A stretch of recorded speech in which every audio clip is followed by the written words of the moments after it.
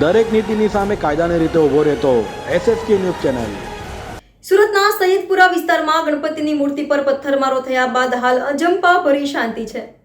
શહેરમાં અન્ય જગ્યાએ કોઈ અણબનાવ ન બને તે માટે પોલીસ દ્વારા ચાપતો બંદોબસ્ત ગોઠવી દેવાયો છે। ત્યારે શહેરમાં ચાલતો ગણેશોત્સવ શાંતિપૂર્ણ માહોલમાં સંપન્ન થાય તે માટે પોલીસ કમિશનર દ્વારા અલગ અલગ વિસ્તારોમાં જઈને આરતી કરાઈ રહી છે।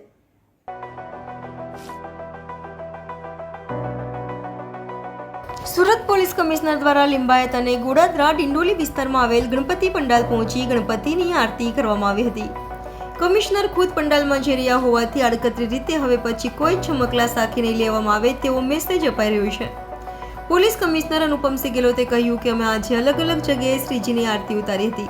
અમે ભગવાનને પ્રાર્થના કરીએ કે લોકો ખૂબ સુખ શાંતિથી પ્રગતિ કરે। અમે આયોજકો દ્વારા અલગ અલગ રીતે બેસાડવામાં આવેલ ગણપતિની થીમને જોઈને પ્રશંસા કરી છે।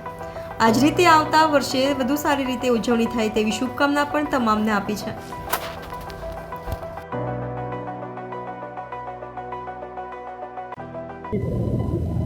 આજે લિંબાયત ખાતે સહજાનંદ સોસાયટી યુવા મંડળ તરફથી અહીંયા શ્રીજીને જો સ્થાપના કરવામાં આવેલ છે ત્યારે હું આપણા અધિકારીઓ સાથે ભગવાનના આરતી કરી અને ભગવાનથી આશીર્વાદ લીધા અને સાથોસાથ વિનંતી કરી કે આપણા આ સોસાયટીના લોકો ખૂબ સુખી રહે, હેલ્ધી રહે અને આપણા લિંબાયત વિસ્તાર, શહેર વિસ્તાર ખૂબ સુખી રહે, શાંતિ રહે જોઈએ અને ફરીથી જો શ્રીજીના આશીર્વાદ जो है सदा बना रहे।